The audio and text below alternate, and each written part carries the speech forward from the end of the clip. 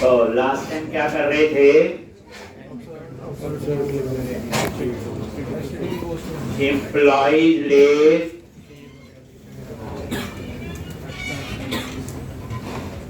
New employee edit detail और delete. तो इस तरह से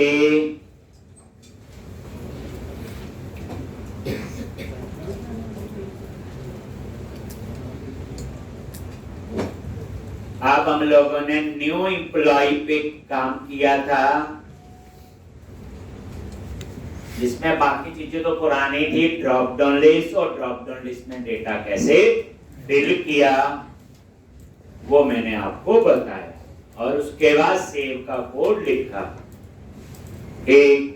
इतना तो ये हो गया था। अब यहां पे एक और रिकॉर्ड एंटर कर लो चाहे, और यहां पे डिपार्टमेंट, डेजिग्नेशन और सेव पे क्लिक किया, और यहां पे ये देखोगे F10 नल वैलिड है, 0 है ऐड, और उसके बाद सेव चेंजेस, और उसके बाद ये इतना हो गया था। सबने करके देख लिया ये। अब हमारा आज एडिट, जैसे आप एडिट पे क्लिक करो और वही कंटिन्यू कर दो, ये देखो नेम आ गया दमन कुमार, एड्रेस ठीक आ रहा है, सैलरी ठीक है, डिपार्टमेंट सेल्स और डेजिग्नेशन टीम लीडर, ठीक है जी। तो ये बिल्कुल ठीक आया जैसे था। अब अपडेट करना है, मैंने यहां पे ऐसे कर दिया, ठीक। कल को डिपार्टमेंट सेल्स की जगह मार्केटिंग हो गया, हो सकता है। अपडेट पे क्लिक करो। अब यहां पे आप नजर मारोगे तो ये आपका कोड, ये देखो आईडी आ रहा है 2, ये वही हिडन फोर्स से आ रहा है। F10 वैलिड है, यस, एल्स में गए और फाइंड किया, नल नहीं है। तो ये क्या करेगा, डाटाबेस से जो फाइंड किया हुआ वहां सारी इंफॉर्मेशन अपडेट कर देगा। कब करेगा, जब सेव चेंजेस होगा, और उसके बाद लो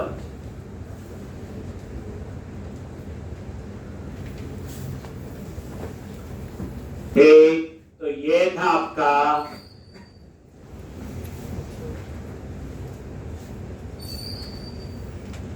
एडिट का, ठीक। अब यहां पे कितना हमने कर, न्यू भी चल रहा है, चल नॉर्मल सेव भी हो रहा, अपडेट हो रहा। आपने देखा एक ही व्यू बनाया, अपसर्ट सारी कहानी। अब न्यू एम्प्लॉय पे क्लिक किया और यहां पे सेव पे क्लिक करते हो, वैलिडेशन काम कर रही, लेकिन मैं जावास्क्रिप्ट डिसेबल कर देता हूं। राइट क्लिक, इंस्पेक्ट, प्रॉपर्टीज में गए, पढ़ा था हमने, याद करो। और यहाँ पे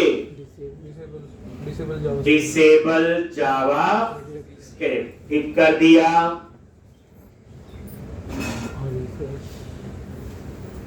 एक और ये एक बार रिफ्रेश करो और कंटिन्यू। अब ये देखोगे जैसे सेव पे क्लिक करोगे आ गया यहाँ पे। अब ये सर्वर पे चला गया, डाटा तो था ही नहीं, डाला था लॉन्च। ये फॉल्स है और इफ के अंदर गया ठीक। और ये देखो यहां से बाकी कंटिन्यू करो और उसने मुझे एरर दी। एरर किस चीज की दी है? जहां मैंने ड्रॉप डाउन लिस्ट लगाया, value can not be null parameter name item. इसका मतलब हुआ कि ड्रॉप डाउन लिस्ट में डाटा फिल नहीं हुआ, उसे व्यू डेटा में डेप्थ लिस्ट नहीं मिला। तो खुद सोचो ये मिलेगा भी कैसे? ये देखो, क्योंकि जब आपने व्यू डेटा इसमें डिक्लेयर किया तो इसी के व्यू में इसका स्कोप है। व्यू डेटा क्या बताया था? इसका स्कोप कितना है? Action to view. तो ये आपका क्या है? एक्शन। और ये वो जो है आपका इसका ये व्यू एक्सेस हो गया। लेकिन जब आप इस सेक्शन पे गए, इस सेक्शन में तो वो है ही नहीं। बाकी तो केस में कोई प्रॉब्लम नहीं आई, नॉर्मल सेव अपडेट हो रहा है। प्रॉब्लम कब भाई? अगर वैलिड नहीं, आप समझ गए होंगे। अगर वैलिड नहीं है तो वही व्यू लोड हुआ आपका। क्या लोड हुआ? वो व्यू।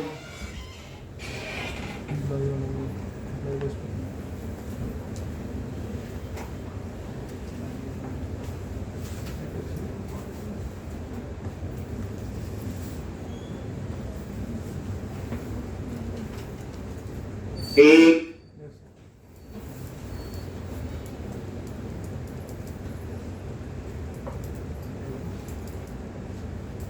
लेकिन जब वो व्यू लोड हुआ तो उसको सिर्फ एम्प्लॉय की इंफॉर्मेशन मिली, उसको डिपार्टमेंट और डेजिग्नेशन नहीं मिली। इस वजह से जब जावास्क्रिप्ट डिसेबल थी, सर्वर पे गया, ठीक, व्यू में एम्प्लॉय की इंफॉर्मेशन तो मिल गई, लेकिन उसे डिपार्टमेंट और डेजिग्नेशन नहीं।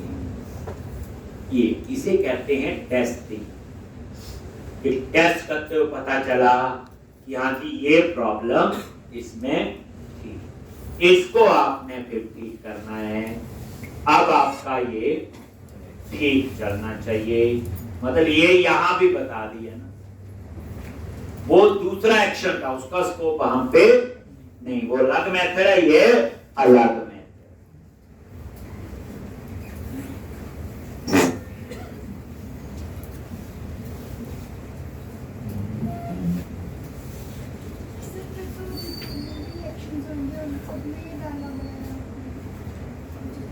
जहाँ चाहिए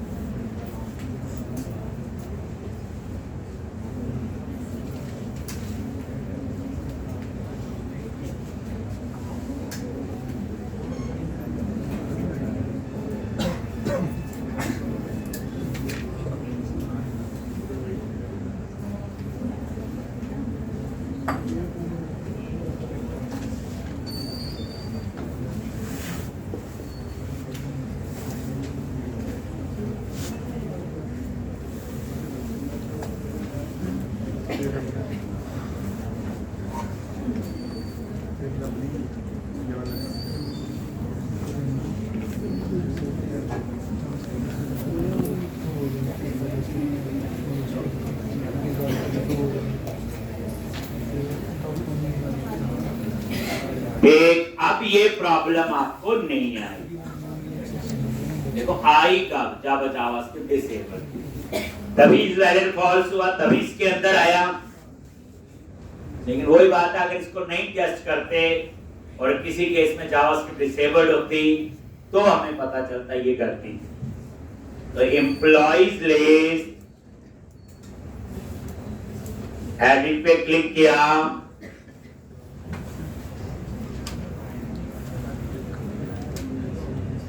या न्यू पे खाली में ठीक लगेगा ना, क्लिक किया,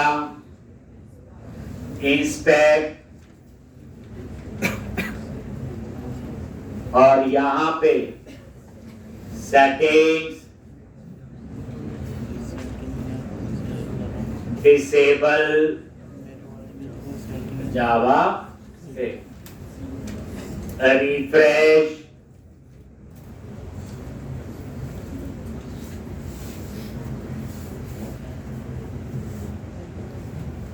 अब F10, अब इसके अंदर गया तो ये डिपार्टमेंट मिल जाएंगे, डेजिग्नेशन और एम्प्लॉय भी। अब आपका जब ये व्यू कंटिन्यू करोगे और ये देखो अब उसने एरर नहीं, बस ये मेन बात। ठीक, अब उसने एरर नहीं दी, द डिपार्टमेंट फील्ड रिक्वायर्ड। आगे तो ये था आपका जो मैंने ये कोड ऐड। अब इसमें आप देखोगे व्यू डेटा यूज किया, आप इसकी जगह व्यू बैग भी यूज कर सकते हो। ये व्यू बैग लेटेस्ट है, व्यू डेटा पुराना है। एक आप क्या करो, इसको कमेंट बना दो और इसकी जगह डिफरेंस में बताता हूं, टेम्पलेट और text dot departments dot to list, view bag dot DSG list, context dot designation dot to list.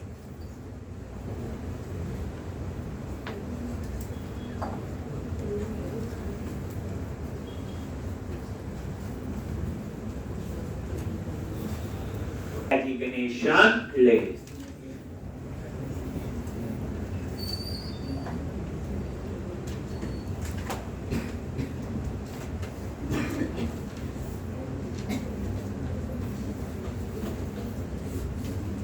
एक और यही दो लाइन फिर नीचे भी चेंज कर दो। व्यू डेटा का एडवांस है व्यू बैग, बस लेटेस्ट है तो नया ही होगा, कुछ अच्छा ही होगा, उससे बताऊंगा, पहले लिख लो।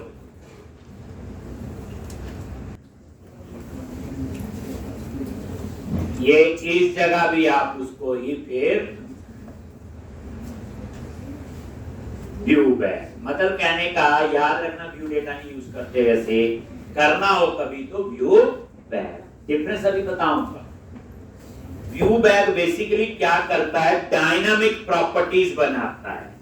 ये टैप लिस्ट कोई कीवर्ड थोड़ा है, ये तो प्रॉपर्टी का नाम है, तो ये डायनामिक प्रॉपर्टी बनाता आपका कौन, व्यू बैग।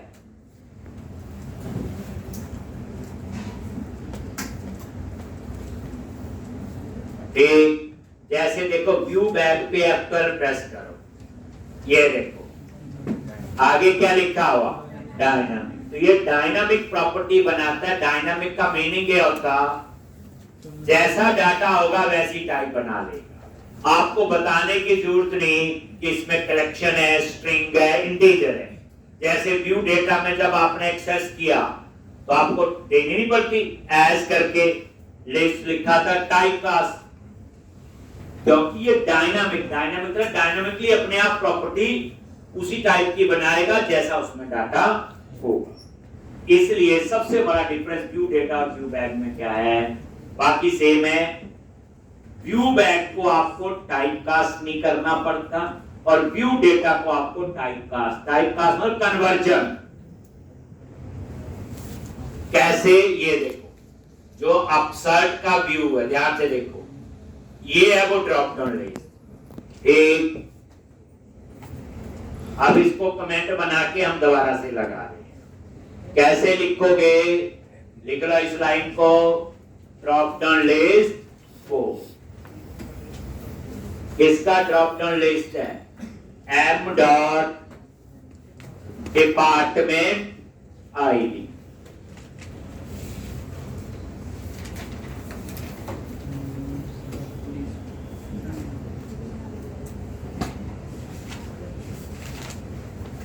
और यहां पे न्यू सेलेक्ट लिस्ट।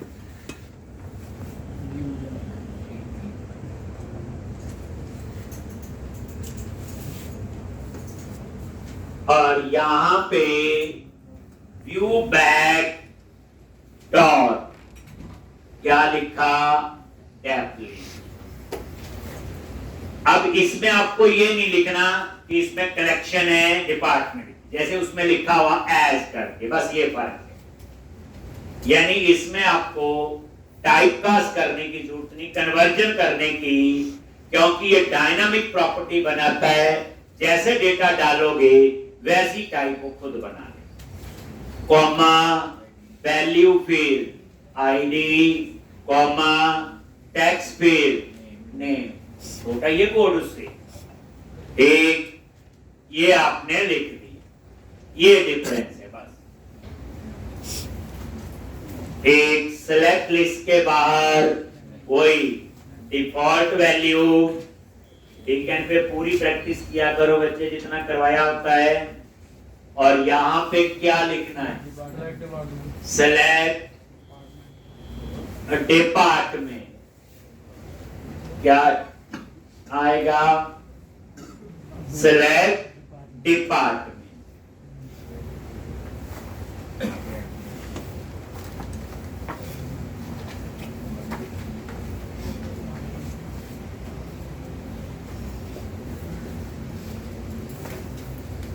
और कॉमा देके bootstrap new curly bracket at the rate class, एक फॉर्म हाइफन कंट्रोल।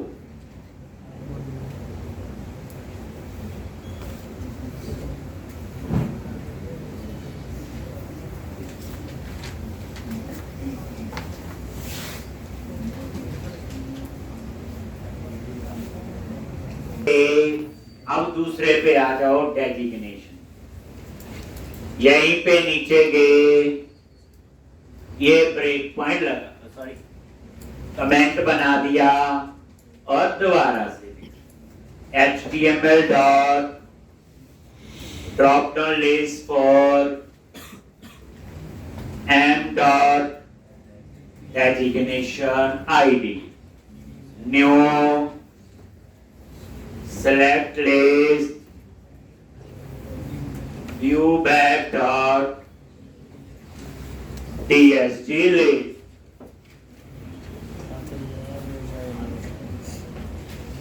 और यहां पे आईडी, यहां पे name.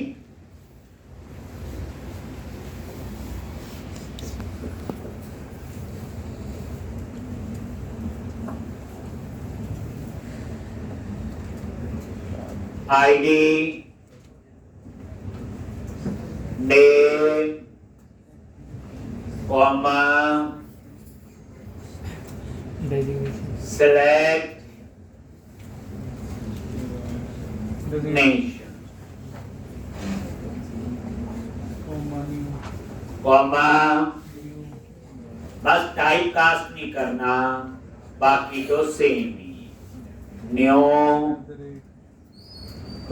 Curly bracket at the rate class form hyphen control.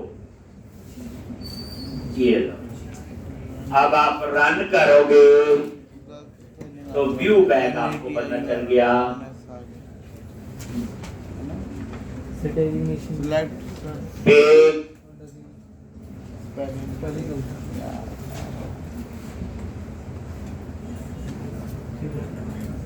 अब उसके बाद आपने क्या करना है? अब इसका फायदा है, एक ऊपर नेम स्पेस की जरूरत नहीं है, मॉडल वाला ऊपर ऐड किया। ठीक है जी, सेम आपका कोड ये दे।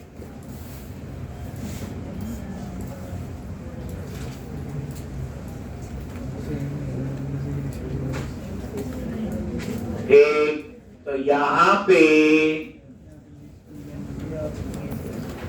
ऊपर ये जो यूजिंग वाली लाइन है, इसको भी कमेंट बना। ठीक, और अब एक बार रन करके देख लो। तो व्यू बैग बच्चे यूज करने, व्यू डेटा हम यूज नहीं करते, काम सेम है। जो डाटा व्यू डाटा में स्टोर हो सकता है वो व्यू बैग में, बस व्यू बैग क्या करता है, डायनामिक प्रॉपर्टीज बना।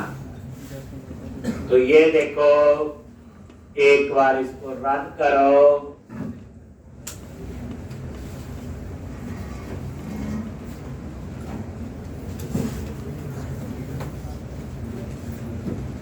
एम्प्लॉय लिस्ट और न्यू एम्प्लॉय आ गया जी। एक, और यहाँ पे अगर आपके आ रहे हैं तो चल, यही देखना था हमें। लो, अब हमारा नेक्स्ट कोड क्या आपका, डिटेल्स का। ठीक, तो अब आपको पता ही है, सबसे पहले हम क्या करेंगे, बोलो कंट्रोलर एम्प्लॉय कंट्रोलर में गए तो नई चीज पता चल गई, अपसर्ट कैसे यूज किया। अब आज के बाद जहां 4 मेथड बनते थे अब 2 बने। अब हम इसी प्रोसेस को फॉलो करें। अब यहां पे public action result details in ID, और यहां नॉर्मल फाइंड का कोड है। ठीक, अब हमें क्या क्या डिस्प्ले करना है स्क्रीन पे, एम्प्लॉय का नेम, एड्रेस, सैलरी, और क्या, डिपार्टमेंट का नेम और डेजिग्नेशन का नेम। अब डिपार्टमेंट का नेम डिपार्टमेंट टेबल से आएगा, डेजिग्नेशन का नेम डेजिग्नेशन टेबल से आएगा। ठीक, तो 3 टेबल से डाटा उठाना है, तो क्या लिखोगे, where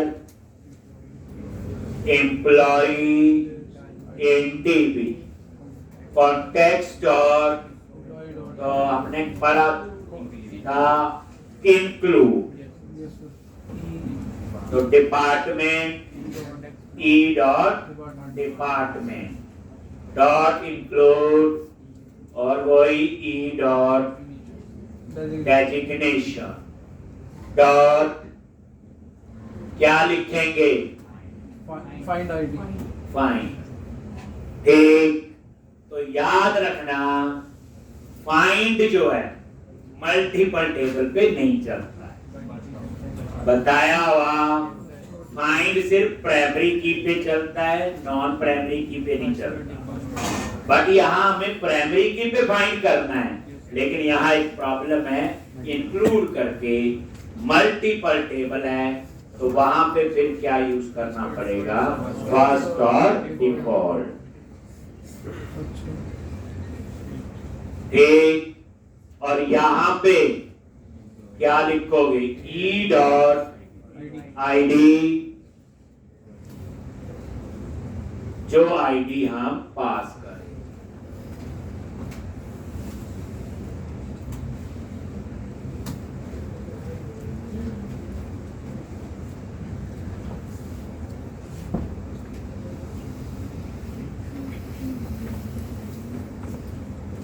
If employee in DB अगर null है, then return HTTP not on। अगर नल नहीं है रिटर्न व्यू और एम्प्लॉय इन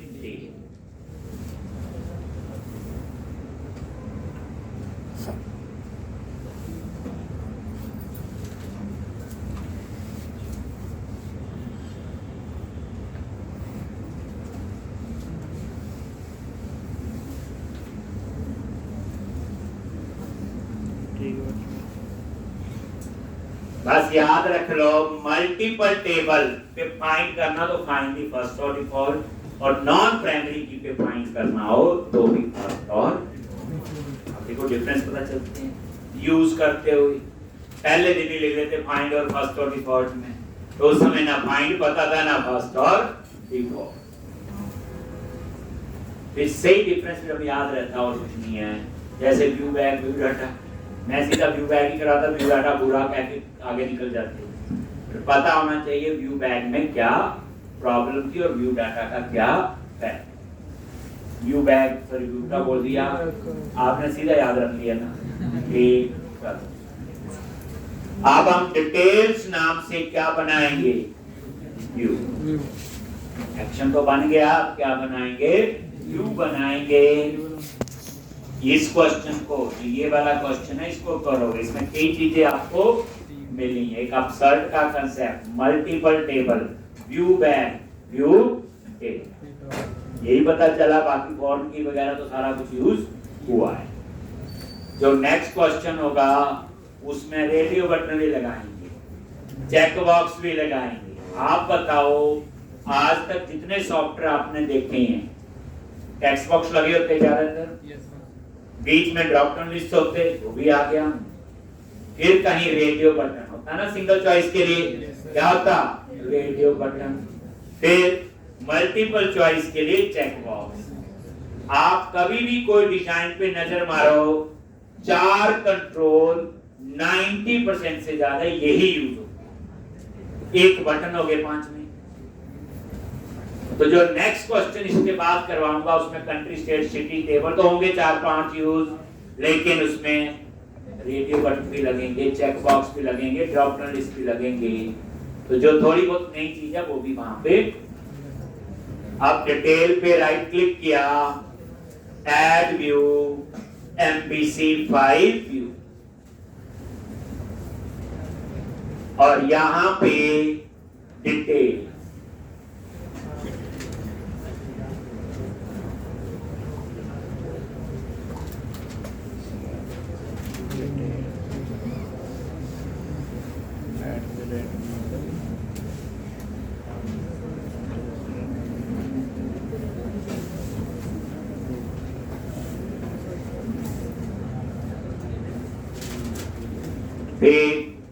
अब यहां पे रन करो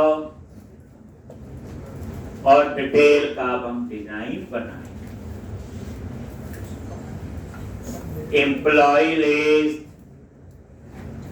आपको मान लो ये थीम अच्छा नहीं लग रहा है क्या करो बूटस्ट्रैप में जाओ कोई और थीम चूज करो उसकी बूटस्ट्रैप कॉपी करो कंटेंट फील्ड में चेंज करो यहाँ अपने आप ये फायदा है सिर्फ बूटस्ट्रैप चेंज करनी बाकी थोड़ा चेंज करना डिजाइन अपने आप उस हिसाब से चेंज हो जाएंगे डिटेल पे क्लिक किया आगे अब यहाँ पे हमने एम्प्लॉय की डिटेल डिस्प्ले करनी है लॉजिक तो सबसे पहले मॉडल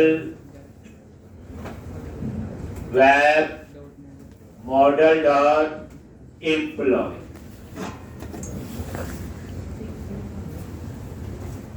और यहाँ पे एम्प्लॉय डिटेल्स अब व्यू बैक पता चल गया ऊपर लिखा हुआ टाइटल एक प्रॉपर्टी है उसकी कभी जरूरत होगी तो जरूर यूज करेंगे primary tag cipher centre output एक टेबल में चाहिए तो टेबल के लिए भी आप मत पूछना क्या लिख रहा हूं मैं बेइज्जती उठेगी और यहाँ पे टेबल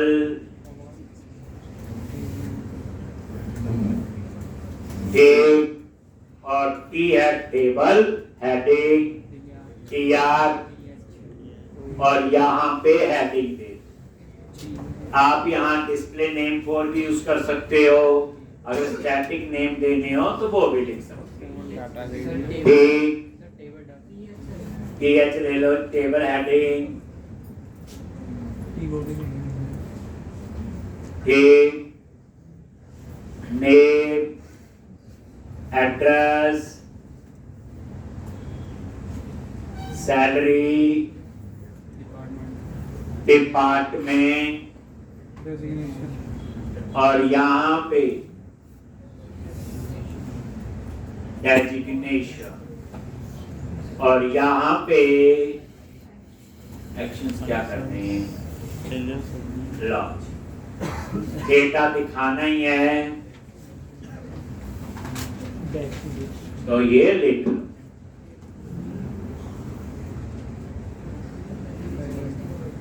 सेव किया और ये रिफ्रेश करो, नजर मारोगे ये अब नीचे डेटा डिस्प्ले करना है, ये लिख लिया जी। इस एप्लीकेशन को 3-4 बार बना के देखना।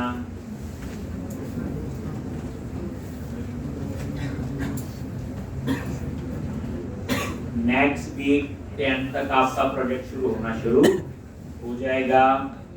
सॉरी, प्रोजेक्ट भी ASP.NET 4, उसमें एक एप्लीकेशन बनाएंगे, फिर प्रोजेक्ट शुरू करेंगे। एक मतलब next to next.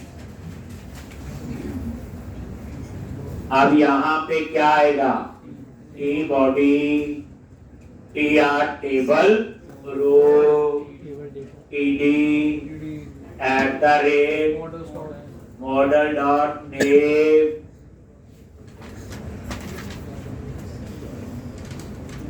Address, salary,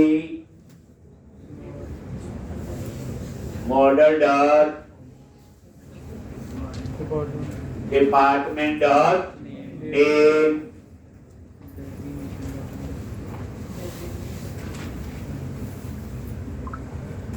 designation.name।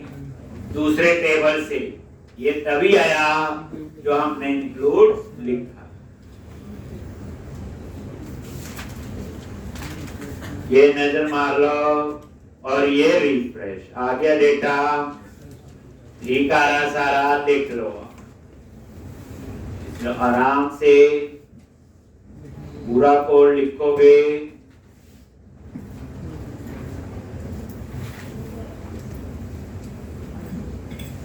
अब इसमें तो कोई टाइम मिला तो सेम ही था। अब बच गया डिलीट, इसका कोड है डिलीट। इसमें मैं आपको नई चीज सिखाऊंगा, राउट। जैसे लेआउट टॉपिक पता चल गया हमें, वैलिडेशंस का आइडिया हो गया, ऐसे ही एमपीसी में राउटिंग भी होती है। राउटिंग 2 टाइप्स की होगी, डिस्कस करेंगे।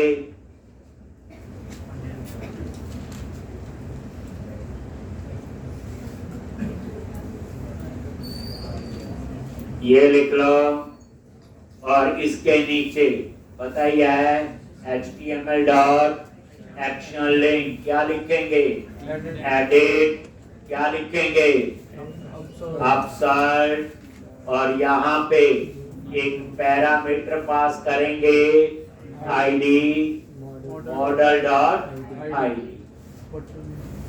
ठीक, और यहाँ पे @HTML डॉट एक्शन लिंक, और ये आपका आ गया बैक टू लिस्ट, और यहाँ पे इंडेक्स।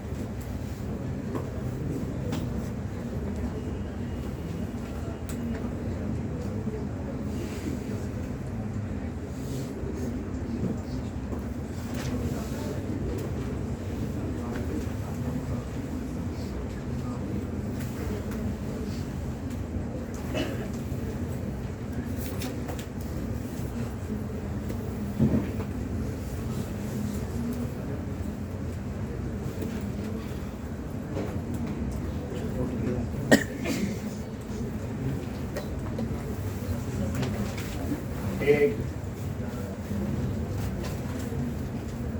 तो इस तरह से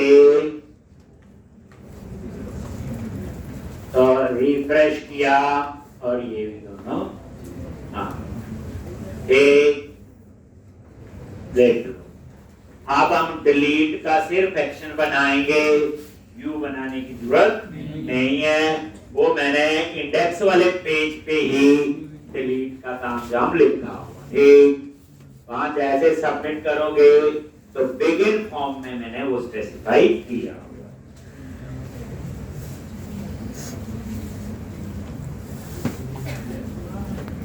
फिर आपका एमवीसी का,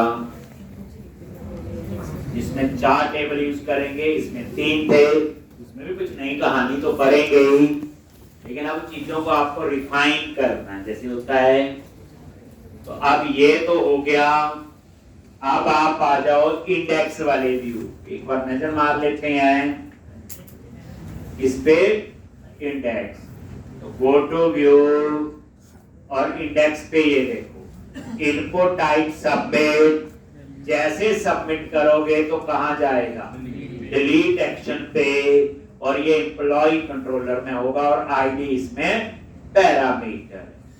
अब ये देखो कुछ चीजें तो पुरानी यूज हो रही, लो public action result delete int ID,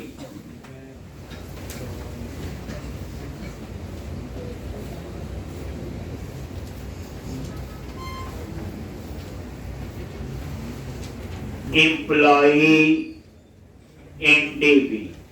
पहले तो फाइंड कर लो context dot employee dot find, यहां फाइंड से काम हो जाएगा क्योंकि सेव अपडेट डिलीट हमेशा एक टेबल पे होगा। तो एक टेबल है तो प्राइमरी की है आईडी, तो उस पे फाइंड काम करे। और यहां पे एम्प्लॉई इन डीबी नल है, then return http not found। अगर है तो context dot employees dot remove employee in db, context dot save changes or return redirect to action name of index, जो भी एक्शन का नेम। फिर ब्रेक पॉइंट लगा लेंगे और फिर हम इसे टेस्ट कर लेंगे। स्टैंडर्ड कोड है, कोई इतना मुश्किल नहीं है।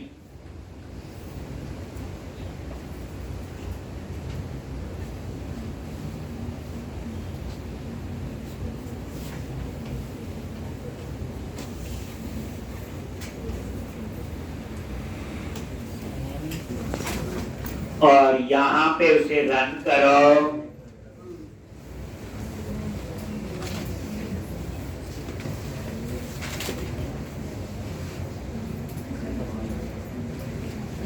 एक रन किया,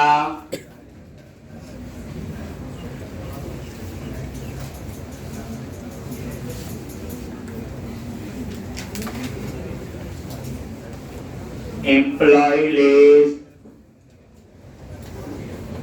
डिलीट, कैंसल, डिलीट, ओके आ गया। ये आपका ID F10, remove, save changes, और उसके बाद ये हो गया जी। तो ये थी आपकी एप्लीकेशन। तो मेन तो इतना था जो मैंने इस एप्लीकेशन। अब आपका एक टॉपिक इसमें और ऐड करूंगा, राउटिंग। राउटिंग बोले तो यूआरएल। अब राउट कॉन्फिग फाइल पे हमें काम करना है, तो राउटिंग का बड़ा रोल है, क्योंकि यहाँ पे हम लोग एक्शन लिंक में क्या देते हैं, एक्शन का नेम, कौन सा कंट्रोलर, और वो एसोसिएट होता है फिर यूआरएल के साथ। देखा था यूआरएल में क्या लिखा होता, कंट्रोलर का नेम और एक्शन का नेम। अब उस कहानी को थोड़ा और डिटेल में हम समझेंगे। तो अब आपको पता होनी चाहिए राउटिंग। ये जो राउटिंग है ये 2 टाइप्स की होती है। एक राउटिंग बोले तो यूआरएल, जैसे मैं फिर एक बार आपको ये दिखा देते हैं। अब यूआरएल है, आप चाहते यूआरएल जो है वो कस्टमाइज होना चाहिए मेरी मर्जी का। एक यूआरएल में लिखूं .net ट्रेनिंग, मेरी वेबसाइट खुल जाए। अभी तो हमें यही पता है यूआरएल में कंट्रोलर का नाम और एक्शन का नेम लिखना है। हम पूरे यूआरएल को कस्टमाइज कर सकते हैं। क्या कर सकते हैं? कस्टमाइज कर सकते हैं रिक्वायरमेंट के हिसाब से।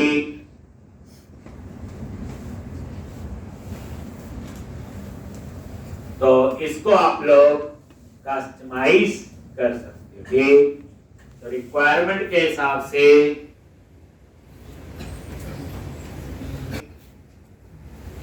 तो यहां पे उसके लिए आपको क्या करना है? तो राउटिंग टू टाइप्स की होती है। कन्वेंशनल राउटिंग जो पुरानी है आज भी है, कन्वेंशनल राउटिंग, और दूसरी होती है attribute based routing. Attribute based routing two types की होती है, कन्वेंशनल और एट्रीब्यूट बेस्ड राउटिंग। ठीक, पहले कन्वेंशनल राउटिंग सिखाऊंगा जो पुरानी थी आज भी है, और एट्रीब्यूट बेस्ड राउटिंग लेटेस्ट है, ज्यादा वैसे को यूज होती है। ठीक, तो इस राउटिंग की कहानी क्या है वो पूरी हमें पता होनी चाहिए। ठीक, तो हम एक काम करते हैं, एक अलग से कंट्रोलर बना लेते हैं। क्यों प्रोजेक्ट को छेड़ना, पढ़ना ही है अभी। ठीक, तो वहां पे कंट्रोलर पे गए, एक नया कंट्रोलर बना लो। अब ऐड कंट्रोलर MVC5 कंट्रोलर, और इसका नाम दे दिया स्टूडेंट कंट्रोलर। कुछ भी नाम दे सकते हो, कंट्रोलर का नाम है, या टेस्ट कंट्रोलर रख लेता हूं। क्या रख लेता हूं? टेस्ट कंट्रोलर बन गया। अब यहां पे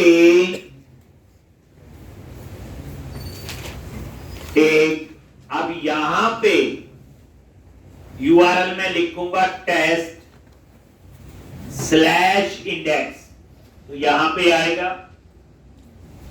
ठीक, अब यहां पे ये व्यू क्यों बनाना, रिटर्न और चीज सीख लेते हैं, कंटेंट, और यहां पे मैसेज दे। ठीक, ये डबल कोट्स, कुछ भी लिख दिया। ठीक, टेस्टिंग,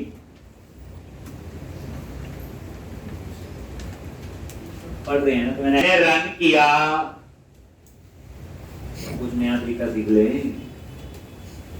और यहां यूआरएल में लिखा मैंने /test/index, एंटर प्रेस किया, लिखा क्या आ गया? टेस्टिंग। तो कुछ नहीं है, व्यू नहीं बनाया मैंने, वैसे जैसे आप इसको ऐसे रखे, प्रिंट अप नहीं होता कंटेंट में, वो काम तो वैसे कर रहा है, अगर व्यू बनाया होगा तो व्यू पे चला जाएगा। तो ये मैसेज प्रिंट कर दिया, टेस्टिंग। ठीक, अब मैं चाहता हूं, पहली बात ये काम कैसे कर रहा है। तो ये जो काम कर रहा है आपका, ऐप स्टार्ट में गए और राउट कॉन्फ़िग में जब आप आओगे, और यहां पे ये आपका एक राउट बना, इस राउट को समझो पहले क्या है। ये राउट का नेम है, ये और भी हो सकता है, यूनिक होना चाहिए, डिफॉल्ट है नहीं। यूआरएल क्या होता है इसका? पैटर्न, यूआरएल कैसा होना चाहिए। तो इन्होंने हमें दिया हुआ, पहले कंट्रोलर का नाम लिखो, फिर एक्शन का नेम। अगर ये आगे पीछे कर दो तो भी हो जाएगा, पहले एक्शन फिर कंट्रोलर, ये और ये आईडी। कर्ली ब्रैकेट में जब आप लिखते हो तो ये पैरामीटर कंसीडर होते हैं। क्या कंसीडर होते हैं? पैरामीटर। एक, जैसे अब डिफॉल्ट्स में क्या किया, मैंने बोला कंट्रोलर का नाम अगर मैं ना पास करूं तो कहां जाएगा, होम। एक्शन अगर मैं ना पास करूं तो कहां जाएगा, अगर मैं यहां लिख दूं कंट्रोलर का नहीं और एक्शन का नाम लिखूं ना तो कहां जाएगा, इंडेक्स। जैसे अभी आप देखो,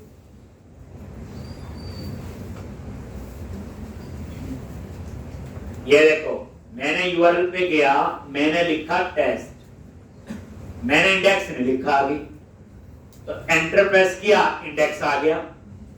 किस वजह से आया, क्योंकि कंट्रोलर तो दे दिया टेस्ट, एक्शन कुछ नहीं दिया, तो कौन सा एक्शन उठा लिया, इंडेक्स, और इंडेक्स नाम का एक्शन वहां पे बना हुआ था। ठीक यही यूआरएल है, ये देखो मैंने यही यूआरएल यहां पे लिखा, ये समझाने के लिए। ये तो अब कौन सा चला, कंट्रोलर टेस्ट, और ये अगर मैं यहां स्लैश देके कोई एक्शन नेम लिख दूं तो फिर पता क्या करेगा, कंट्रोलर टेस्ट और एक्शन क्या होना चाहिए, एबीसी। अगर नहीं है तो एरर देगा, कोई प्रॉब्लम नहीं। तो ये ऐसे काम कर रहा है अभी तक, लेकिन मुझे तो अपना राउट बनाना है, तो अब प्रॉब्लम ये, तो उसके लिए मैं चाहता हूं एक और यहां पे एक्शन बना लेते हैं, पब्लिक एक्शन रिजल्ट एबीसी दे दिया, ठीक, और यहां पे रिटर्न कर दिया, व्यू नहीं जान के बना रहा हूं, नहीं तो आप व्यू भी बना सकते हैं, तो उसमें कर सकते हैं, रिटर्न एक डॉट नेट ट्रेनिंग, ठीक, ये लिख दिया। अब मैं इसको एक्सेस करना हो तो यूआरएल में लिखना पड़ेगा test/abc, क्या लिखना पड़ेगा, test/abc, ठीक। आप इसे रन कर, नहीं तो नहीं चलेगा। ये देखो क्या लिखना पड़ा, /test/abc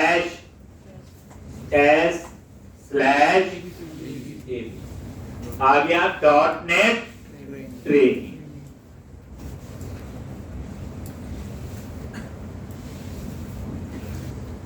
.net ट्रेनिंग, एक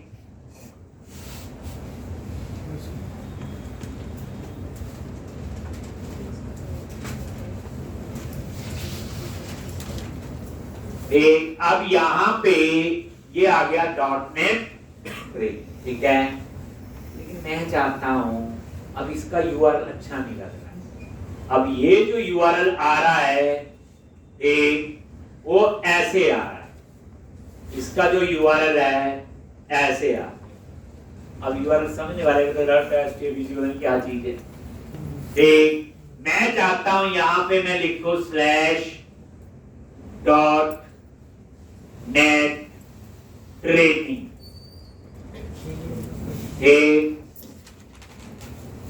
तो भी वहां जाए, तो फिर इसके लिए मुझे अपना यूआरएल बनाना, अपना पैटर्न बनाना पड़ेगा, ठीक।